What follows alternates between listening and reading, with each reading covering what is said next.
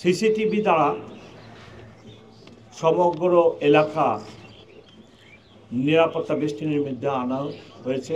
রাত্রে সার্চ লাইটের ব্যবস্থা করা হয়েছে। লস্ট অ্যান্ড ফাউন্ড সেন্টার খোলা হয়েছে। অন্যান্য আইন শৃঙ্খলা বাহিনীর সদস্যরা, গোয়েন্দা বাহিনীর লোকেরা সার্বক্ষণিকভাবে তথ্য সংগ্রহ এবং নিরাপত্তা ব্যবস্থায় আমাদেরকে সাহায্য সহযোগিতা করব। আমার পিছনে আমরা একটি কন্ট্রোল রুম প্রতিষ্ঠা করেছি। এইখানে সার্বক্ষণিকভাবে আমাদের অফিসাররা থাকবে এবং রাত্রেও আমাদের সিনিয়র অফিসার এখানে অবস্থান করবেন। সিসিটিভি দ্বারা সমগ্র এলাকা নিরাপত্তা বেষ্টনীর মধ্যে আনা হয়েছে এবং এই কন্ট্রোল রুমের মাধ্যমে পুরো এলাকার নিরাপত্তা ব্যবস্থা তদারকি করা হবে। আমাদের ব্যাপক সংখ্যক অফিসার সার্বক্ষণিকভাবে নিয়োজিত থাকবে। তদারকিতে সিনিয়র অফিসার থাকবেন, বিশেষ করে ঢাকা মেট্রোপলিটন পুলিশের রমনা বিভাগের ডিসি সার্বক্ষণিকভাবে নিরাপত্তা ব্যবস্থা তদারকি করবেন। ঢাকা মেট্রোপলিটন পুলিশের বাইরেও র্যাব,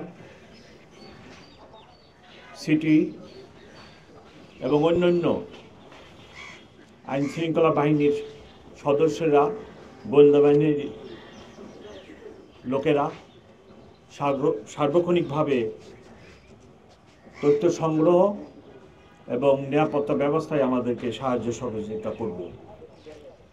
মেটাল ডিটেক্টর, আর্টসওয়ে, ম্যানুয়ালি মানুষের দেহ তল্লাশি এগুলো চলবে। কোনোরূপ বিস্ফোরক দ্রব্য, দাহ্য পদার্থ, মাদক যাতে প্রবেশ না করে তাদের জন্য আমাদের ব্যাপক তল্লাশি থাকবে। ডগ স্কোয়াডও কাজ করবে। এবার প্রথমবারের মতো টিএসসি থেকে দোয়েল চত্বর এই জায়গাটা ট্রাফিক সবসময় বন্ধ থাকবে না।